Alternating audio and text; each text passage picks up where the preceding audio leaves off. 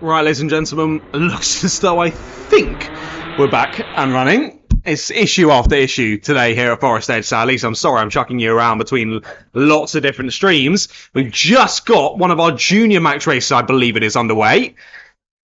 Indeed it is. Heat number 3 for Junior Rotax. Bit of an incident down at the first couple of corners. We've got one driver already out, one of the Coles Racing drivers out of this race already.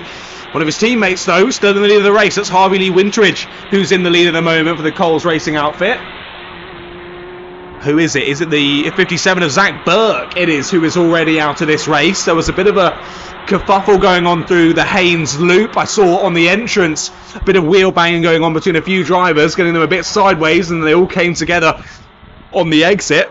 Two drivers getting sent into the pit lane, having to then rejoin the circuit. One of those was Zach Burke, but sadly, I think he's bent his rear axle as he was hopping and skipping down the rest of the circuit. Had a bit of kangaroo juice in the tank, and he wasn't going to be making it any further. There's the move for the lead of the final corner, and they're going to come together. The two leaders come together out of the final corner, and out of the race, that was Dalton Hayward and Freddie Worlock. They managed to get through to the lead of the race. Battenberg flag out on circuit then as the two leaders come together. Well, I'm glad we've got the streaming back underway when we did. The number 80 rejoins the circuit. Sorry, the 88, that is, of Freddie Worlock. So he rejoins the track. There is the 69 across the timing beam. Dalton Hayward rejoined. So it looks as though both karts all okay. But it was a dive down the inside, I believe, from Freddie Worlock. Now, don't count me on that one. One of the drivers, either way, went down the inside, made that contact between the front right tyre of one kart, the rear left of the other, up and over the back they went, and then the karts basically then surgically conjoined together. And they had a one-way ticket to the scene of the accident right outside of the commentary box. Battenberg flag out, of course, effective safety car conditions when this Battenberg flag comes out.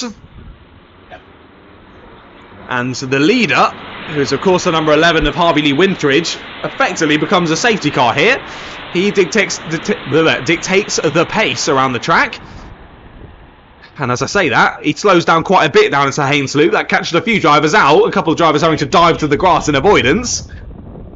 As the number 11 of Harvey Lee Wintridge really slows down the pace here, which is the right thing to do. He's at the front of the order. You don't want him speeding around the track and putting the staff in danger because, of course, of the Battenberg flag out. That means that something is needing to be dealt with on circuit that can't be done while the drivers are at full race speed. So Harvey doing a good job there, slowing down the order, making sure they all hold up as we head round to hopefully get the race restarted. But the difference between a red flag and the Battenberg flag is, of course, under the Battenberg flag, the driver's still circulating, which means that the timer is still ticking down. So we're just about to tick past half race distance here in heat number 3 for Junior Rotax. But it looks as though Zach Burke's stricken kart, which was abandoned just before Johnny's, has been shifted. And I do believe that was the reason for the Battenberg flag. So we may see the drivers get back to green flag racing in only a moment's time. To the final corner they come then. Green flag is out. We're back underway and racing then. And the number 11 of Harvey Lee Wintridge leads us on to the restart. A good read of the restart from Danny May Reid in behind. However, not so great from the drivers in the order, further down the order I should say.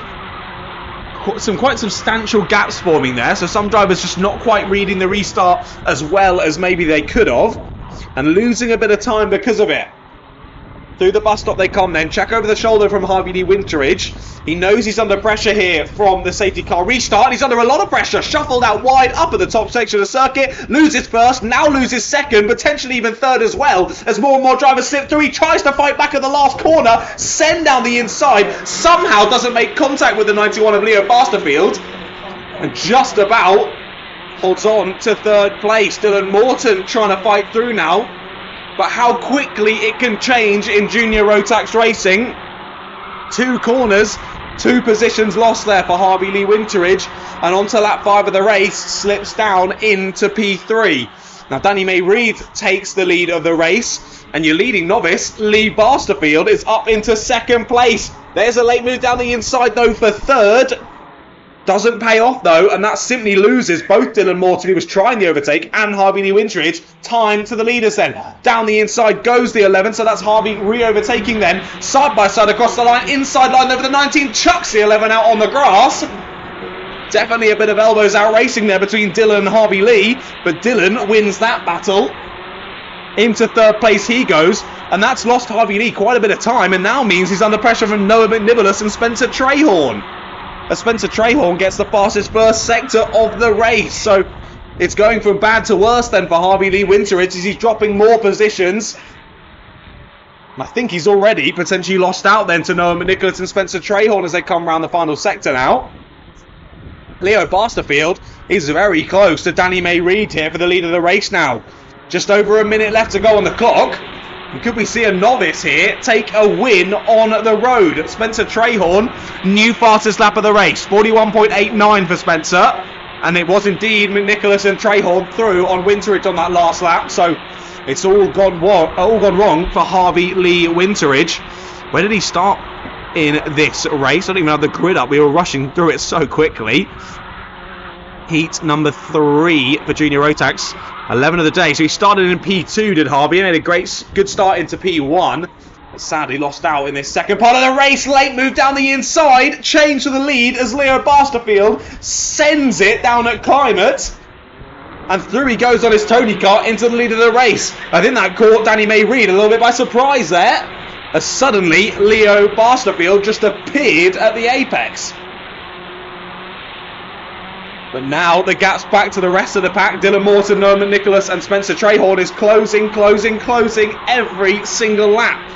Timer ticks to 0, so next time Leo Basterfield comes around, he'll see the last lap board. Charles Green in 8th place, though, has got the fastest lap of the race, 41.56. It's all getting a little bit feisty up at the sharp end of the order. 4th and 5th are very close as well. That's the 41 of Spencer Trahorn pressuring Noah McNicholas. Last lap of the race then, and Leo Basterfield leads us onto it.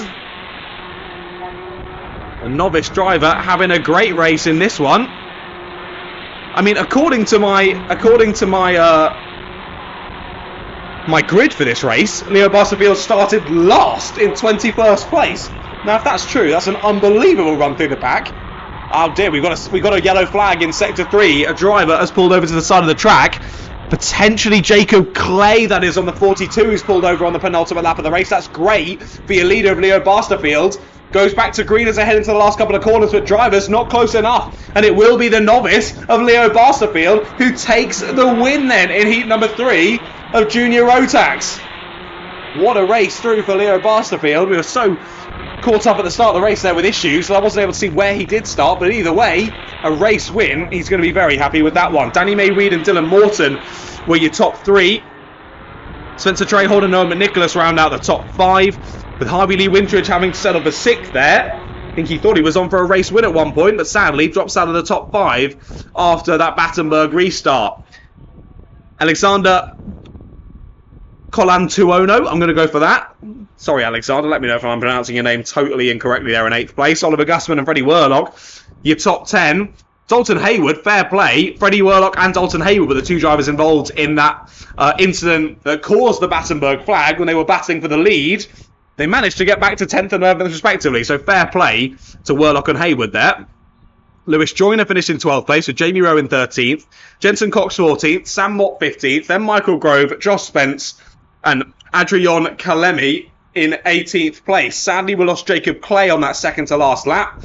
We lost Jacob Sinfield earlier on in that race. And we lost Zach Burke on the first lap incident in that race. So, I think I'm going to say it. That was the most exciting race of the day for me anyway. Great moves up and down the field. And Leo Basterfield taking a very exciting win in that one. Race 11, done and dusted then. Junior Max Heat 3 comes to a close. Apologies we missed out on the race before that, which was the Rotax Cadets with those issues. Elijah West did take the win in that Rotax Cadet Heat 2. Matthew Lilly and Dewey Hotridge, the top 3 in that race. We'll see them out later on for their heat number 3. But out next after the juniors, we've got the Rotax Inters out next for their heat number 2.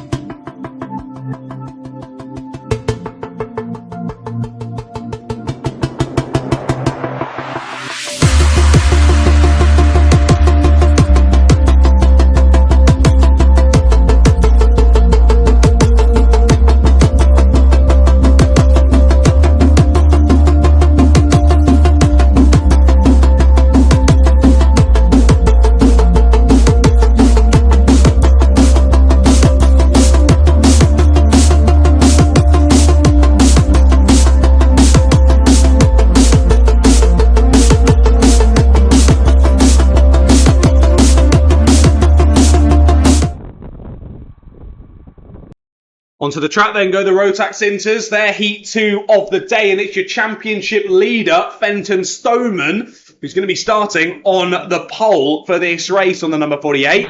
Nate Gange lines up alongside him with Ethan Collins and Devin Taylor on row number 2. Freddie Ellingham and Daniel Wisnauskas are on row 3 with Arthur Brooker and Nathan Rond on row number 4. Warwick Milam and Konstantin Krastev round up the top 10 there on row 5 with Jacob Jarvis, Oliver Dam and Harriton Stacey.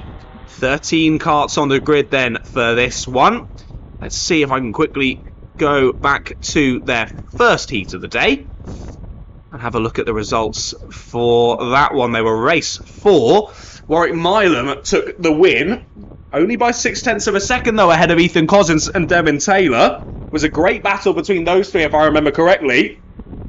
Fenton Stoneman having to match his worst performance of the season with a 4th place. He starts on pole for this one though, didn't he? 3 wide across the line though as we get this one underway. 7 minutes on the clock. Fenton Stoneman does hold on to it through the first corner just about. He was under a lot of pressure there from the drivers in behind. Number 14 of Devin Taylor attempting a move there at Johnny's. A bold move down the inside, but it doesn't work out this time. Luckily, he's just about able to back out before making contact with the driver on his outside. Into the bus stop they come. Still as they were, I believe, as they head up into midgets. Side by side for 3rd place.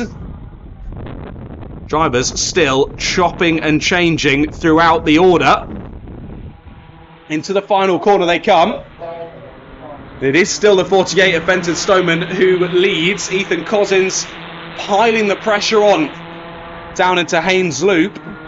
Nathan Rond is the driver bridging the gap then back to Devin Taylor, who leads Nate Gange, Daniel Wisnauskas and Konstantin Krastev. Warwick Milam hasn't had the best start in this one. Of course, Warwick winning heat number 1. He started 9th place in this final. He's gained 1 position on that first lap of the race. Drivers battling. There's a battle for 5th place going on at the moment. Big defensive move there for the driver in 5th place. Is that Nate Gange trying to hold on? No, it's the 27 of Daniel Wisnauskas. So it was the 89 of Nate Gange trying to fight back then after Daniel had already got through earlier on in that lap.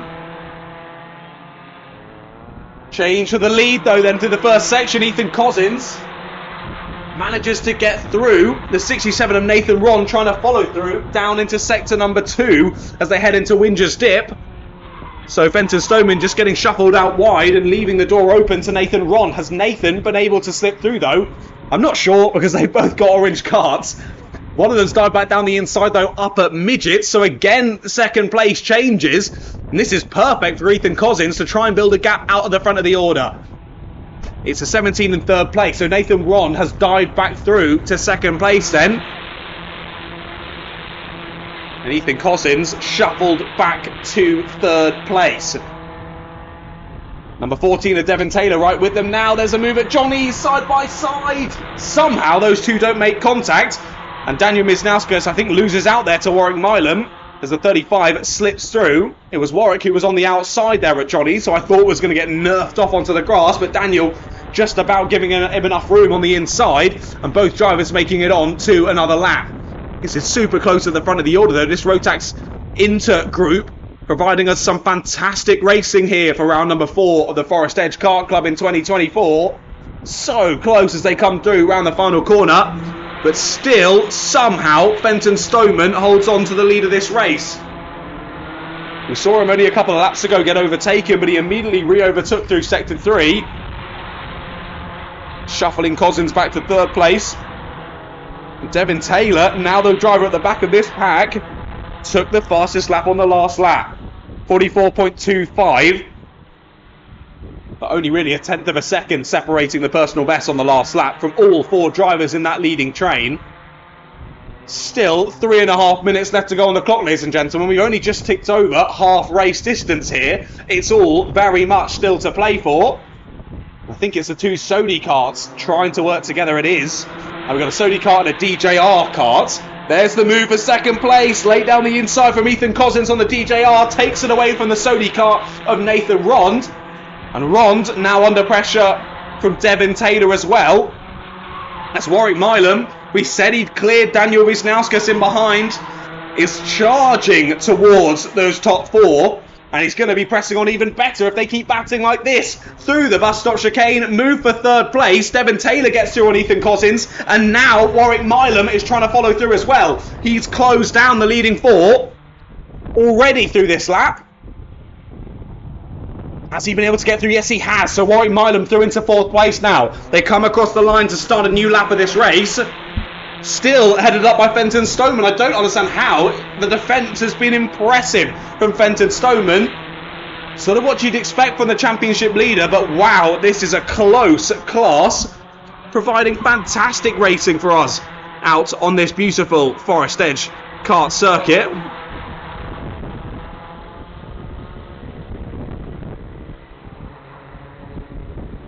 As all did, bit of an issue there for the 37 as he gets himself back going again. That's Jacob Jarvis there just down the back of the order. Drivers up through midgets once again, down into climber. What have we got? Just less than 2 minutes left to go on the timing screen.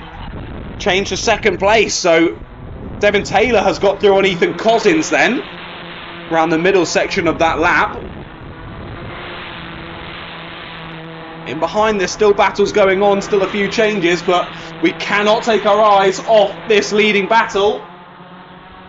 Into Winger's Dip. It was close for Devon Taylor, but not quite close enough to force the door open on Fenton Stoneman. No one has been able to get through yet on Fenton Stoneman in this race. And Devon Taylor, it's his first opportunity of doing so, but he's still unable to get through. There's a late move from Warwick Milam, though, down the inside. And Warwick moves himself up into 3rd place. Of course, your winner from heat number 1 earlier on today. And Warwick is trying to make it 2 from 2. He's still got just over a minute here. There's still very much an opportunity here for Warwick Milam to take the win in heat 2.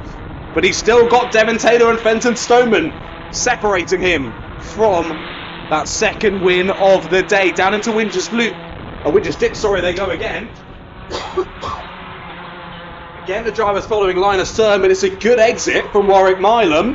That move at bus stop chicane, though, is a very tricky one, and Warwick is unable to do it, sticks behind. But what he enjoys, though, is setting up for the move for the lead, though. There's the move down the inside, very late to the inside, and it's too late. Devon Taylor goes for it, but can't get it done, and that's going to shuffle it up in behind as well as everyone gets checked up. The 17 of Ethan Cousins trying it. There's the move from Warwick Milam, though. Smells the blood in the water, takes 2nd place away from the 14 of Devon Taylor, and Warwick Milam now can see the rear end of Fenton Stoneman. These two having a great championship battle, and it's extending onto the track at the moment as well. Let's see if I can quickly get up the Rotax Inters. So it's Fenton Stoneman in the lead of the championship, Ethan Cousins 2nd in the championship, and then Daniel Wisnauskas and Warwick Milam tied on points. This has been a good day, though, so far for Warwick Milam. He's looking good to bump himself up in the championship order after today, but someone's off. That looks to be Devon Taylor potentially off. Spins out on the grass on the exit. Move for the lead, though. Warwick Milam down the inside of the last corner. Up and under, though, goes the 48 of Fenton Stoneman. He tapped his helmet as well to say, think about this, Warwick. Let's play this smart. Okay, we're on to the last lap of the race here. We've just seen one of our competitors head off of the circuit. We don't want that to happen to us. Now, has he come round? Yeah, Devon Taylor's come round now in 8th place as the number 14. It's all gone wrong for Devon Taylor. Only a couple of laps ago, he was looking to challenge for the lead here. The leader's going at it, though. Big sideways moment for Warwick Milam through the bus stop. That could hamper any opportunity through this last lap. What heads-up driving this has been from Fenton Stoneman. A very, very mature drive. In behind, though, they're getting super close. Warwick Milam goes sliding out of the last corner. Round the final corner, Fenton Stoneman's going to grab it, but who gets 2nd place? It's super close across the line, and Milam drops to 4th place across the line. Nathan Ron takes 2nd, and Ethan Cousins pips Warwick Milam to the last podium position in that Heat 2 by 0.02 of a second. What battling that was in the Rotax Inter Heat number 2. Fantastic race. The top 5 absolutely going at it. Sadly, Devon Taylor losing out on that penultimate lap. But that final later on for the Southern Championships plate is definitely going to be an interesting one, ladies and gentlemen. So Fenton Stoneman takes the win then, with Nathan Rond and Ethan Cousins your top 3. Warwick Milam and Daniel Wisnauskas your top 5, with Nate Gange, Konstantin Krastev, Devon Taylor, Arthur Brooker and Freddie Ellingham your top 10, with Oliver Dan, Harrison Stacey, and Jacob Jarvis, your 13 of 13 finishers in that Rotax Inter heat number 2. The Rotax Inter second heat of the day, done and dusted. I'm looking forward to their third heat later on. Before that, we got the second heat of the day for some slightly older boys and girls. It's the senior Rotaxes who will head out on circuit in only a moment's time.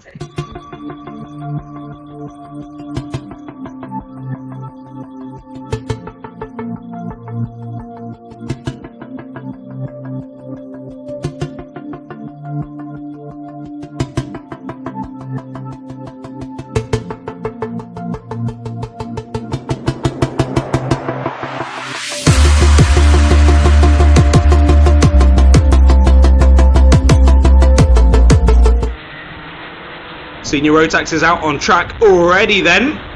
Matthew Lambert and Kieran Ives will lead us to the start for this race. Luke Evans and Elliot Rice are on row 2. Dominic Cousins and Nian Nate on row 3, with Sam Harrison and Bobby Rozier on row number 4. Alex Waterby and Ethan Lomax are on row 5, with Michael Pugh and Matt Jones on row number 6. Ben Ballou and Emily Davison on row 7, with Bradley Howes and Oliver Smith on row 8. George Hulme and Toby Case on row 9. With Aaron Asakis, Rufus Bland, Ben Hicks, Blake Ticehurst and Aidan Blair.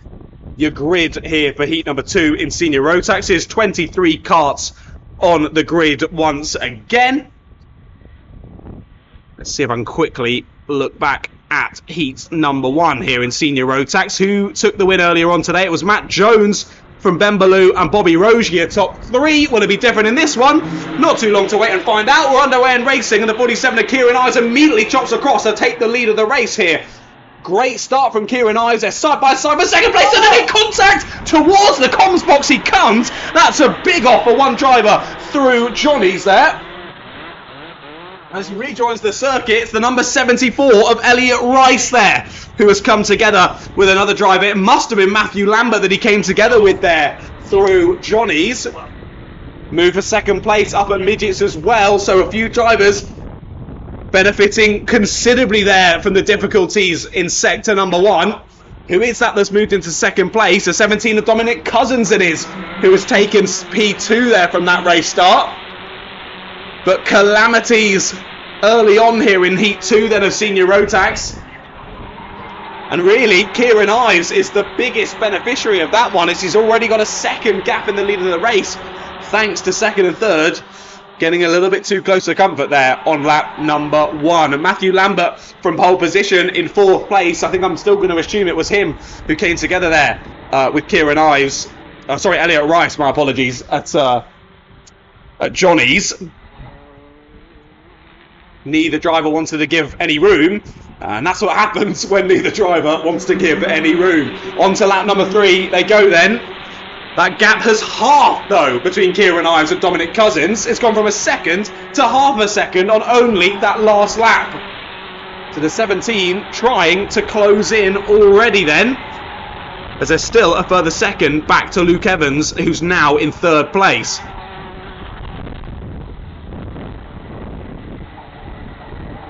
And again, he's closed in considerably through this lap. I think only a matter of time here before Dominic Cousins takes the lead of the race. Through the final corner they come. That's a late move down the inside the final corner. Further back though, great move from the 76, that is, Michael Pugh, through on Matthew Lambert. So after a pole position start here, Matthew is slipping down the order ever so slightly.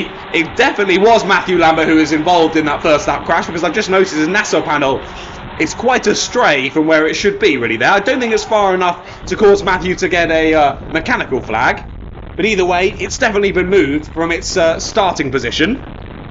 So definitely Matthew Lambert involved in that first lap incident. Top 2 very close. Thought there was a potential for a move down the inside there from the 17 of Dominic Cousins. A bit wide there from Kieran Ives off the last corner. As Ethan Lomax, Michael Pugh, Luke Evans and Matt Jones are all very close in a good battle of 4. Then again, close in behind as well. Who was that going side by side? 52 and 94 it was. That's Sam Harrison through on Nian Nate for 11th place there through the Haynes Loop. Matthew Lambert needs to be a little bit careful on the 37. He's already got 2 contact warnings. Needs to be a little bit careful. There's the move for the lead then. Just looked out of the window at the right time there to catch Dominic Cousins going down the inside. relegates Kieran Ives down to second place then at midgets. So as they come through your camera shot, you'll see there 17 takes the lead of the race, I should say, for the first time in this one. Where did Dominic end up in the first race? Dominic Cousins didn't make it to the checkered flag. He was out on lap 5 of the first race, was Dominic. So having to have a good race in this one for some championship points and to try and bump himself up the order somewhat of the grid for the final later on. And I mean, he's doing just that. Fastest lap of the race of 40.39 for Dominic. He's really showing what he can do out there on circuit after maybe he wasn't quite able to do so in heat number 1 earlier on. Despite losing out that first place though, Kieran Ives is staying with the 17 relatively well, and the drivers in behind aren't closing in at a substantial pace. Wide moment there for the 22 of Alex Warnby through the first corner. Has that lost him a place? It was the 84 who was ahead, so yeah, it has. Ben Hicks slipped through there at the first corner, took 15th place away from Alex Warnby. 2.5 minutes left to go on the clock here in Heat 2 for Senior Rotax.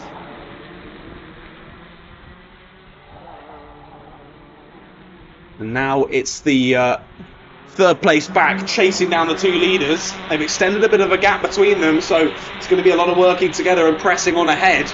Closest battle really looks to be Ben Ballou making his way through the field. The SC plate of Ben Ballou all over the rear axle of Rufus Flan. They head through Johnny's at the moment, and Ben Ballou's got Matthew Lambert to contend with as well in behind. So Ben Ballou is in that sandwich at the moment where he's got to think about the driver ahead. He's got to think about making a move on Rufus Flan ahead, but also looking back as well, thinking about Matthew Lambert, whether Matthew can go for a move on himself. That's always the most challenging place to be when you've got to have eyes in the back of your head here, especially when everything's happening so quickly as it does in Senior Rotax races. Over the line they come once again, starting another lap of this race.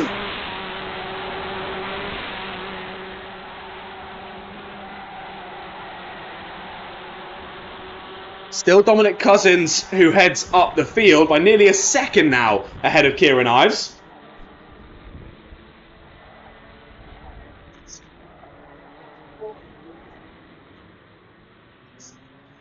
Oh, bit of an off there on the exit of the bus stop chicane there.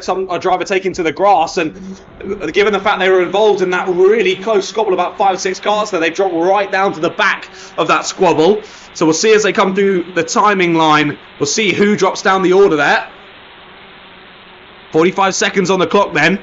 Yeah, 6 positions lost for Blake Ticehurst and 4 lost for Alex Warnaby. So I think those we can assume were the 2 drivers that came together there on the exit of the bus stop chicane. Some drivers gaining a lot out of that though. 4 places gained for Aranas Sarkas, was it? Yes, it was. So fair play to Aranas, gaining very nicely out of that issue for a couple of other drivers. It's going to be about 10 seconds on the clock here as the 17 of Dominic Cousins start another lap. So this will be the penultimate lap of this Senior Rotax heat. The number 84 pressuring through the last corner. That's Ben Hicks in 12th, pressuring Sam Harrison in 11th place there. Down into the Haynes loop. Unable to make anything happen at the moment. All very close at the back of the pack as well. George Hulme, that is, leading up a charge, with then Aranas Sarkas, Liam Nate, Toby Case, Blake Ticehurst, Alex Warnaby and Elliot Rice. All in a train, and of course Elliot was the one that we saw off earlier on in this race. Elliot trying to battle back through. Last lap of the race begins then. Was that an issue over the line there for the 49er Bobby Roger? He goes wide over the line. Gives the opportunity there for Ethan Lomax and Michael Pugh to get through, but neither of them are able to take it. And Bobby Roger holds on. So suddenly the battle for third gets very exciting as we head on to the last 1.1 kilometres of this Senior Rotax heat number 2. Into the bus stop chicane they come. Those 4 still as they were from third down to 6th place. Into sector 3, then anyone thinking about a move in that gaggle, not quite close enough. Here is your winner though. Dominic Cousins comes across the line to take the win in heat 2. Second place for Kieran Ives. And they were almost side by side across the line there, but I think they all stayed as they were. Bobby Rozier in third place. Wow, that group of 5 were close across the line. Super close. Wow, that was Matthew Lambert, Bradley Howes, Sam Harrison and Ben Hicks. And Oliver Smith, sorry. That was 0.3 of a second there, separating 5 drivers across the line from 9th to 13th there. Wow. Great battling in the senior Rotaxes. So it's Ethan Lomax in 4th, Michael Pugh in 5th, Matt Jones, Rufus Flam, Ben Ballou, Matthew Lambert, Bradley Howes, your top 10. Sam Harrison, Ben Hicks, Oliver Smith, George Huell, Liam Nate, Aaron Asarkas, Toby Case, Blake Ticehurst, Elliot Rice, Alex Warderby and Aidan Blair, your 21 finishes in that one. Sadly, we lost Luke Evans on lap number 6 of that race. So Matt Jones, the 87, was your winner in Heat 1, finishes 6th in that race. Dominic Cousins didn't make it to the end of the race in Heat 1, but wins Heat number 2. So I think the grid for the final later on is going to be a little bit jumbled up, which of course will make it very exciting for us at the side of the circuit. Right, that's it done for Senior Rotax Heat 2. It'll be Heat 2 for the 177s and the 177 Masters out next.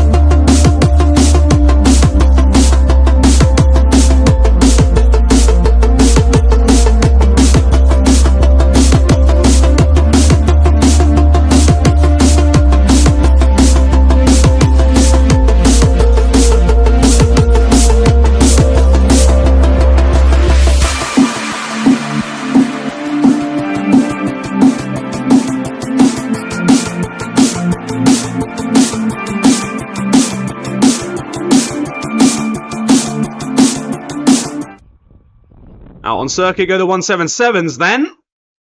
Back out for a bit more fun. Heat number 2 of the day for them is Daniel Zambo, who lines up on pole. Ollie Hancock alongside him on the front row.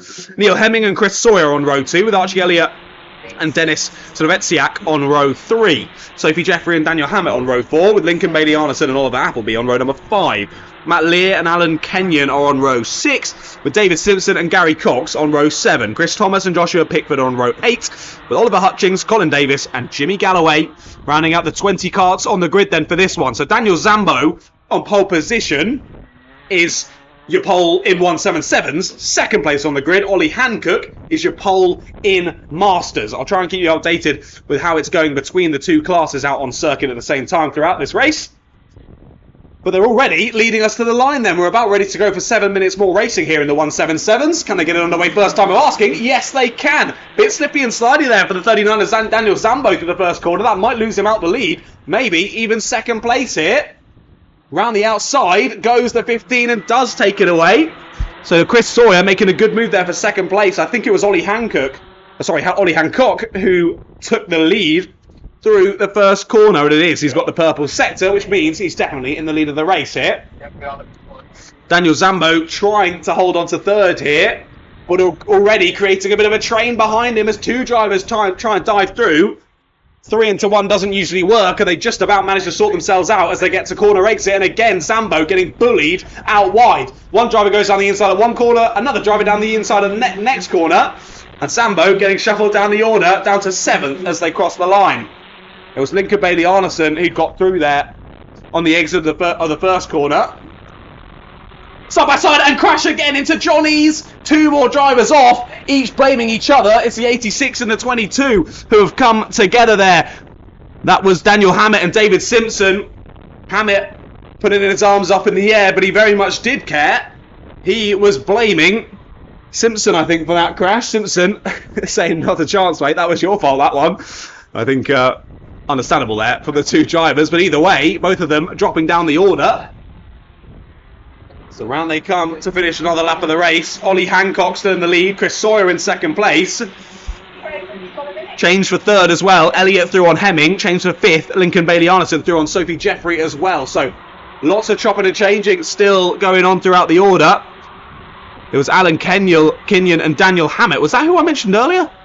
No, I must have got confused then of two similar numbers. It was Alan Kenyon and Daniel Hammett who came together. So my apologies if I called that wrong earlier on. It was Daniel Hammett who was gesticulating furiously at Alan Kenyon.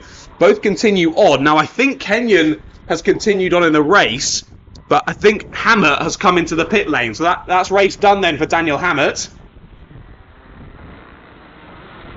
Across the line they come once again. Top three now line astern once more. Hancock still leading Sawyer and Elliott.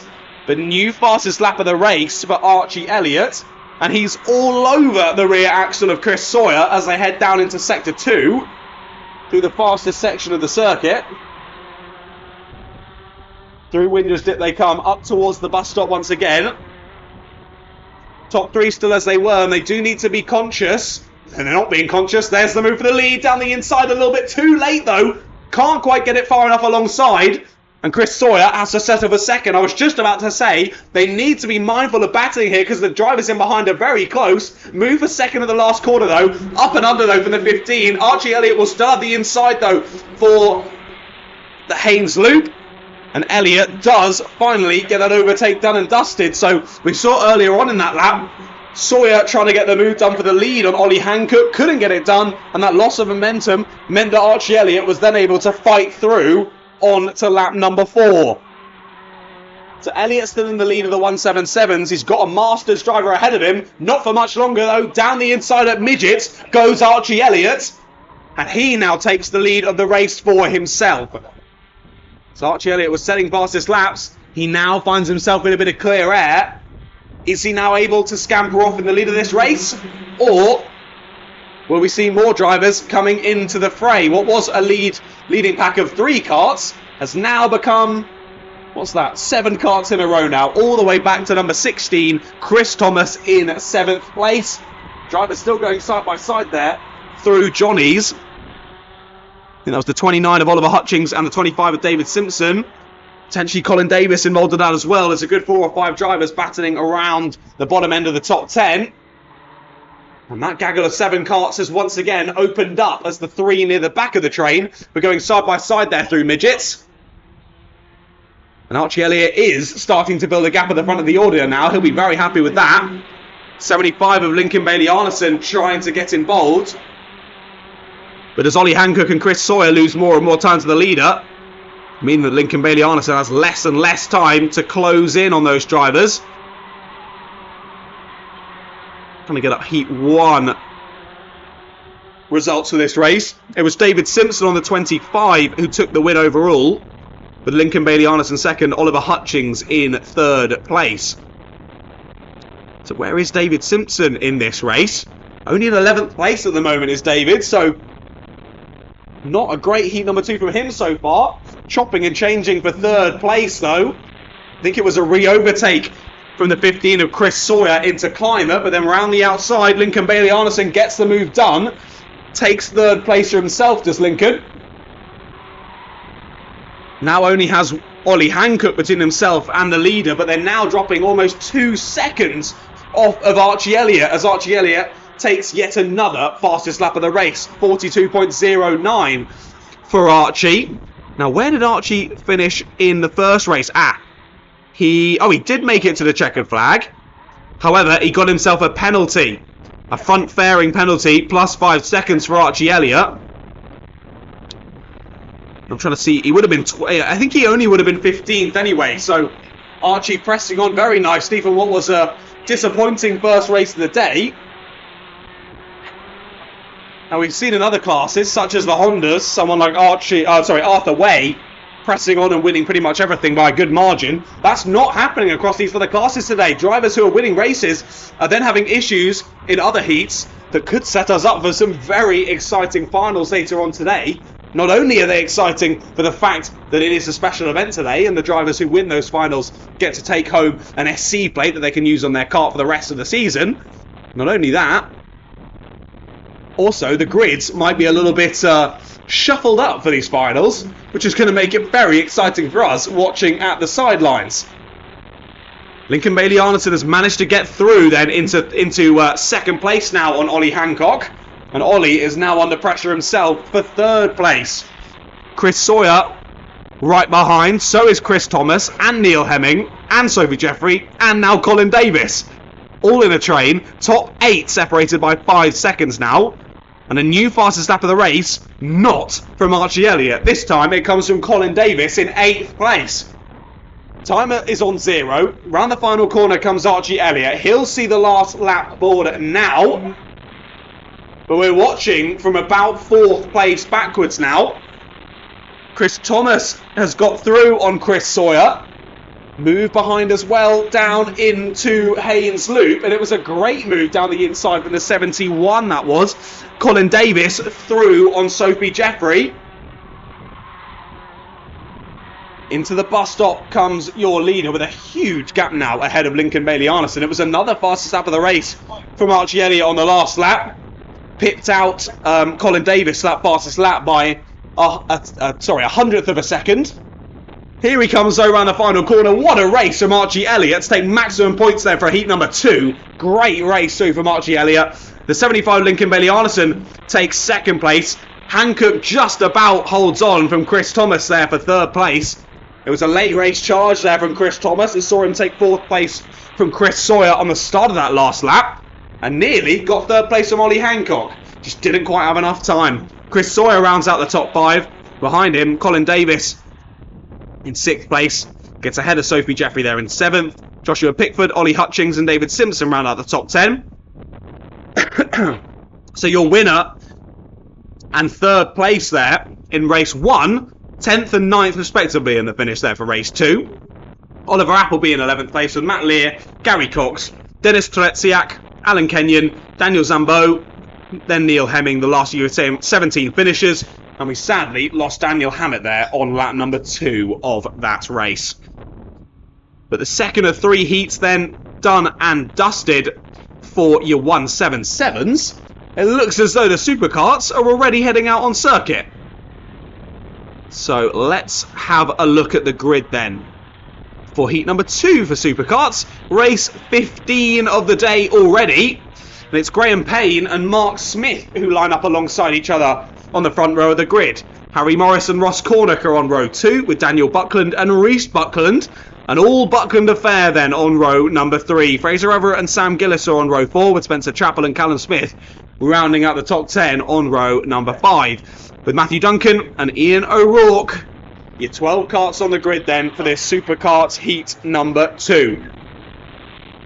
Spencer Chappell was absolutely dominant in heat number 1 earlier on today. Someone not really slowing down there into the first corner. All getting a bit close to comfort there through the first few corners. It was the 96 who came barrelling through there of Mark Smith, and some other drivers not too happy with his escapades there into the first corner. But either way, no one making contact, and we continue on round to the start of this race. Spencer Chappell won by almost 6 seconds in the last race. He starts P9 in this one. Let's see what he can do from there. Now, I'm trying to remember, where did he start in this first race? It wasn't near the... It was 3rd place in the first race for Spencer Chappell. So what can he do from a little bit further down the order? Of course, these grids all randomised going into today's racing. So what can he do from P9 on the grid in heat number 2? It was Ross Cornick and Harry Morris, the rest of your top 3. And it's Ross who's starting, 4th place for Ross, 3rd place for Harry Morris. So if they can get nearer the sharp end, they can potentially press on.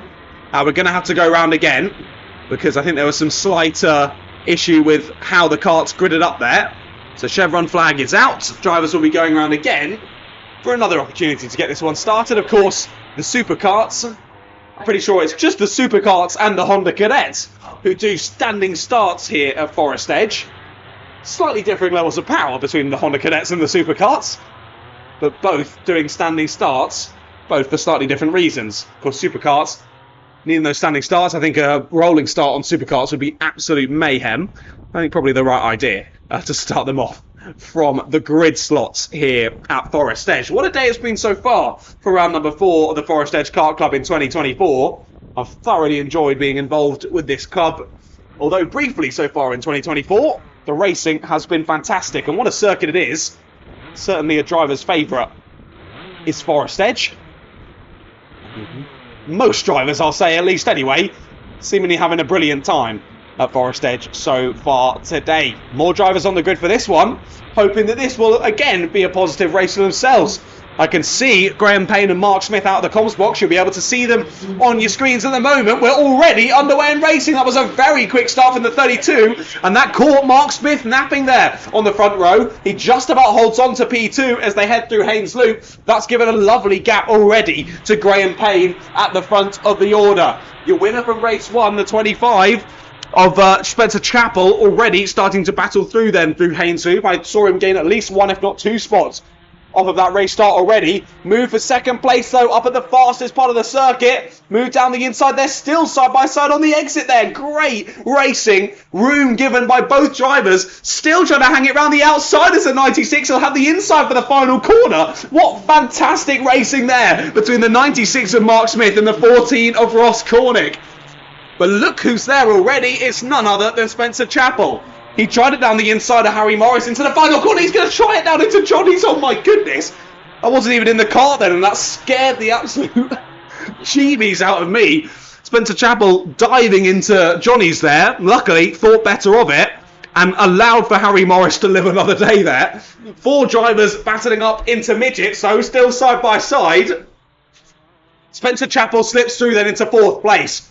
Now trying to get through into 3rd as well, side by side into the final corner. However, the 41 of Harry Morris has the inside line, stays on the position. Spencer Chappell trying the up and under into Haynes Loop, but again, the opportunity doesn't present itself and he stays in 4th place once more. The 41 of Harry Morris doing a great bit of defensive moves there. It's Mark Smith who lost out then on that last lap. 3 positions from 2nd to 5th there for Mark Smith. That was the hold-up in midgets. Spencer Chappell laid down the inside, really laid down the inside, shuffled the driver wide. They both just about managed to continue, but whoever that was, I think it was Ross Cornick, who's lost out and dropped to 5th place. There's the move for the lead. Through goes Spencer Chappell, and the number 25 regains his usual spot at the front of the order. But I will say, it was a very aggressive few laps there from Spencer Chappell to find his way back up to the sharp end. Definitely some heart-in-mouth moments on occasion there for the drivers around Spencer Chappell. Ross Cornick is in 2nd place, Harry Morris 3rd, Mark Smith 4th, and Graham Payne then in 5th. I think we might even have 6 drivers now at the sharp end. We do, so Matthew Duncan has joined them there. But already, Spencer Chappell building out a massive gap at the lead of the race. Round the final corner they come, and with 1 lap, what's the gap gained? It's 0.85 of a second. First driver down into the 37s for Spencer Chappell. And he's looking to make it 2 from 2 already here today at Forest Edge.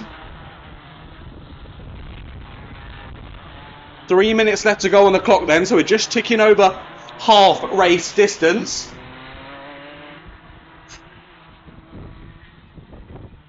Through midgets, the leaders fly once again. I think it's still Cornick trying to fend off from Morris then. And it is Harry Morris applying quite a bit of pressure. But he's again in that difficult spot where he's got a driver ahead that he's trying to pass. But equally, he's got Mark Smith in behind as well, who's trying to pass him. So he's in that very difficult spot, being the sort of meat in the sandwich between those 2 drivers.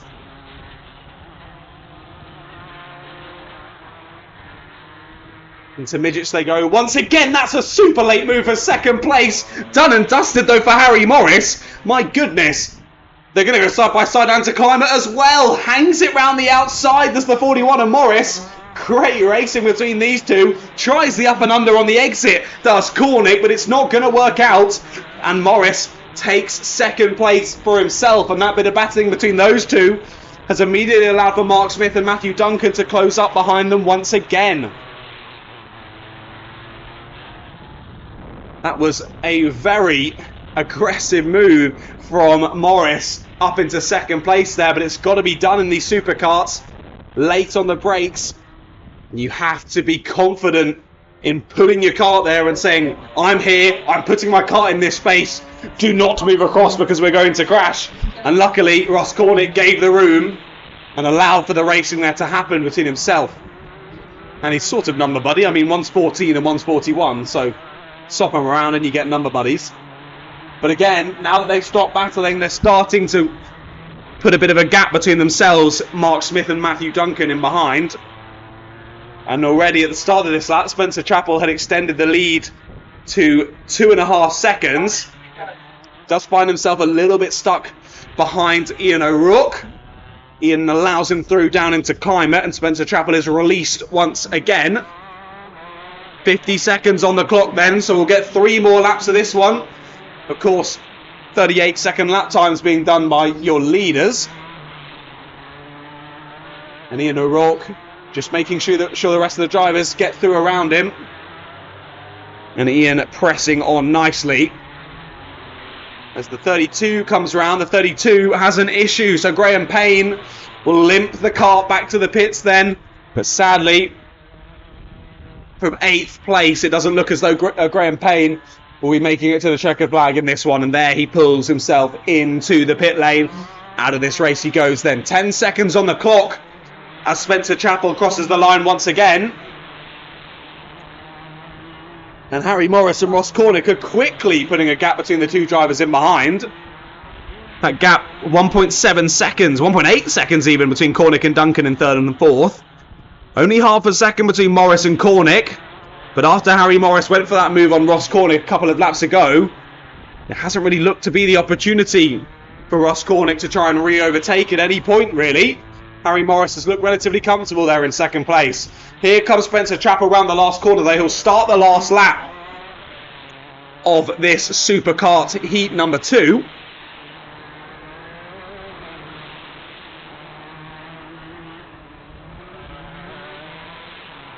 So on to the last lap they go then. It's all slightly subdued as you get to the last part of the race, which is understandable in these karts. To be consistent is difficult enough, and let alone have enough drivers close enough on consistent pace to provide racing late on. As that's the first lock-up I think I've seen today. They're down into Climate, the 55. Getting those tyres nice and warm there. That's Fraser Everett. Here comes Spencer Chappell then. He's going to make it 2 from 2 at round 4. Some aggressive driving early on to take him from 9th place to the lead of the race in that one. And taking maximum points in the day so far. And I will just say, provisional results. I'm only reading out provisional results so far. Remember to head over to results.alphatiming.co.uk/FEKC. Sorry, I nearly said WMKC. I'm so used to being at Wilton Mill. Then make sure you head there. Results.alphatiming.co.uk/FEKC for your full finalised results once they're sorted by the beautiful, wonderful, fantastic team here at I nearly said Rye House there. I'm getting all my circuits confused at Forest Edge. The team here are fantastic, and they'll get those finalised results through as quickly as they can. Now that's race 15 done and dusted for the day. We've only got one more race before we head into the lunch break, ladies and gentlemen.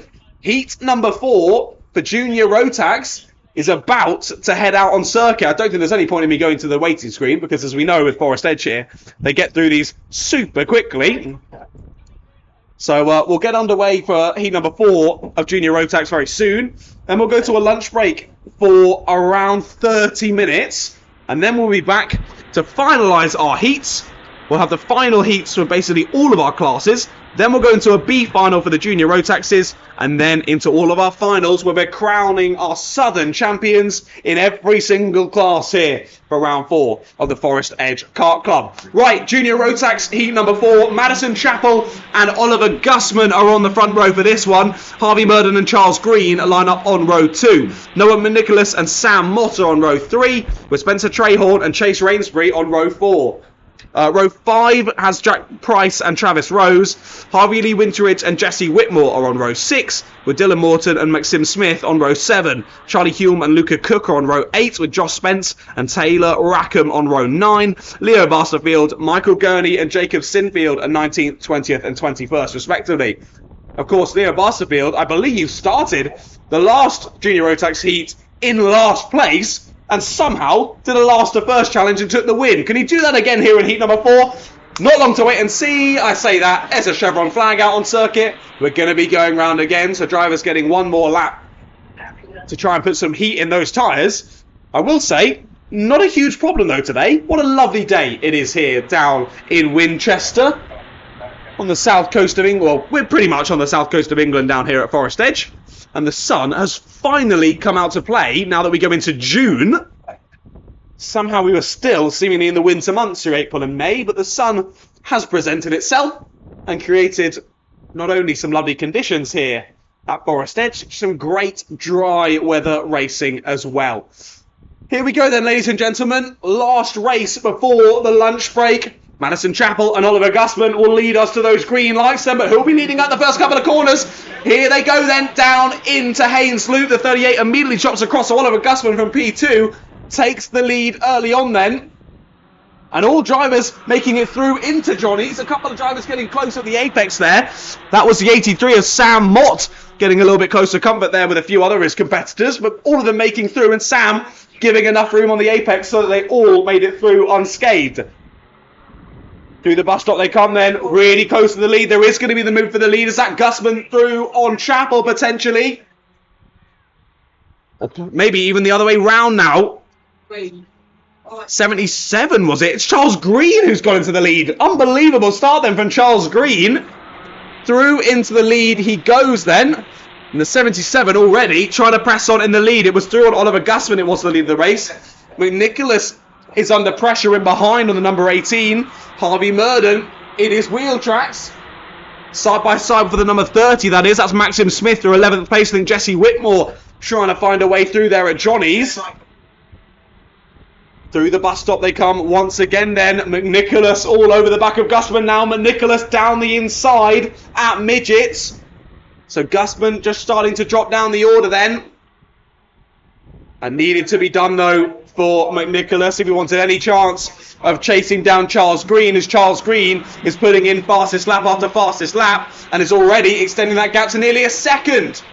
Is that a change to second place? So immediately they are chopping and changing through the Haynes Loop. It's the 38 of Oliver Gusman who retakes the place then. So Gusman back through on McNicholas. Harvey Murden's now getting involved as well.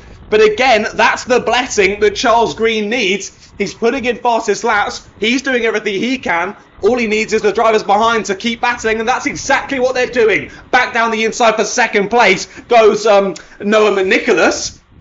So they're back as they were then. McNicholas ahead of Gusman. Murden trying to get involved, but not quite close enough on the number 15. But look at what's that gap now as they cross the line. 1.3 seconds, and it's again another fastest lap from Charles Green. Really impressive from the 77 at the sharp end of the order. See if he can continue side by side into Johnny's there. 55 making up a place that was. That was Charlie Hume through on Chase Rainsbury for 14th place. A bold move there at Johnny's. We always know any moves at Johnny's are bold moves. But either way, he made it work that time. Better than some other drivers we've seen earlier on today. Leaders head through into Climate then. And the 18 of McNicholas still just about ahead of Gusman. They still have Murden for company, but now Sam Mott has closed the gap. And watch out for Spencer Trahorn as well on the 41. He's got to the head of the following train and takes the fastest lap of the race by over 0.2 of a second. Oh, big wide moment there. The 71 nearly goes off at Johnny's. That's Jack Price who got shuffled out wide there on the exit. Just about misses the grass, but he's lost a lot of time there, did Jack Price, and might lose a few positions from it as well. We're only just closing in on half race distance here, and it's all still going on up and down the order. Move going on up at Midgets. That looks to be around 10th place, that was. I think it's one of the Coles racing drivers, was it, who made a move? Side by side across the line. 15 trying to hold on. That is Harvey Murden and Sam Mott going side by side. Sam Mott trying it round the outside. Just gets it a little bit slidey mid-corner and can't quite make the move stick. But a great try there from Sam Mott. And some brilliant racing between Murden and Mott there for 4th place. 1.4 seconds still the gap there between Charles Green and McNicholas. McNicholas and Gusman, though, have sort of broken away by themselves now. Murden and Mott battling. Trahorn trying to find a way through as well. He's still got that fastest lap of the race, but he's got a 42.05. Your two leaders have a 42.06 and a 42.07 respectively. So pace across the field ridiculously close here in the junior road taxes. Across the line they come to start lap number 6. 2.5 minutes on the clock.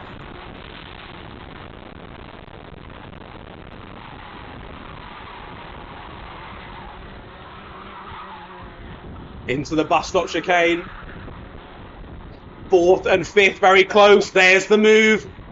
Down the inside. Is that Spencer Trahorn finally getting through?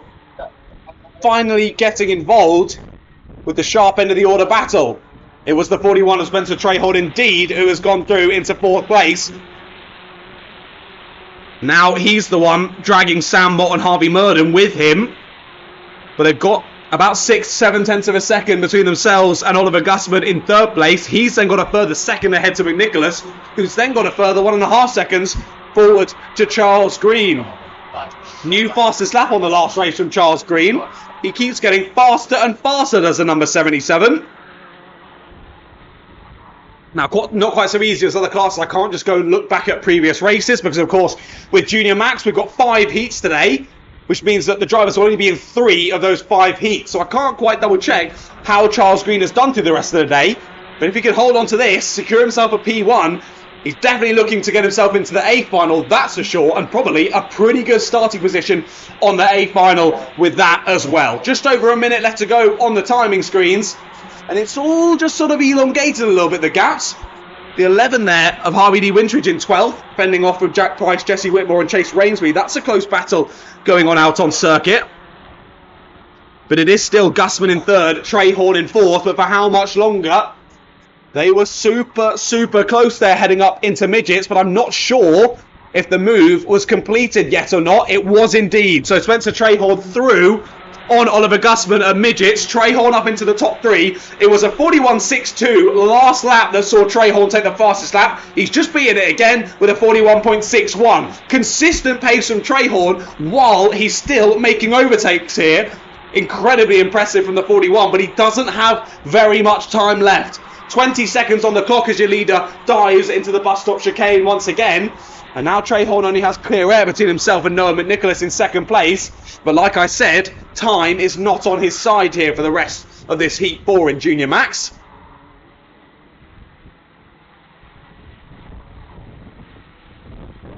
Across the line then comes the 77. Time has hit 0. Last lap of the race then. 41 of Spencer Trahorn getting it all sort of sideways through the first corner. He's doing everything he can here to hunt down Noah McNicholas. But less than a kilometre left to go at this race here. He's not got very much time to gain a few more positions. Where did Trahorn start in this race? 7th place. So it's been a decent run through the order for Trahorn. A few positions gained in this race. He's all over the back of McNicholas. Up into midgets they go then. Will he late to the inside from Trahorn? And he gets it done on the last lap of the race. Through the final couple of corners they come then. Will it be a late send to the inside from McNicholas? No. 41 holds the inside. Charles Green takes the win in the race. But what a 2nd place there for Spencer Trahorn. Bold move on the last lap of the race. Well done to the number 41 there to steal 2nd place away from Noah McNicholas. Oliver Gusman and Sam Mott are your top 5, with Harvey Murden and Travis Rose there 6th and 7th. Leo Basterfield, another great run through the field for Leo into 8th place, they're your top novice.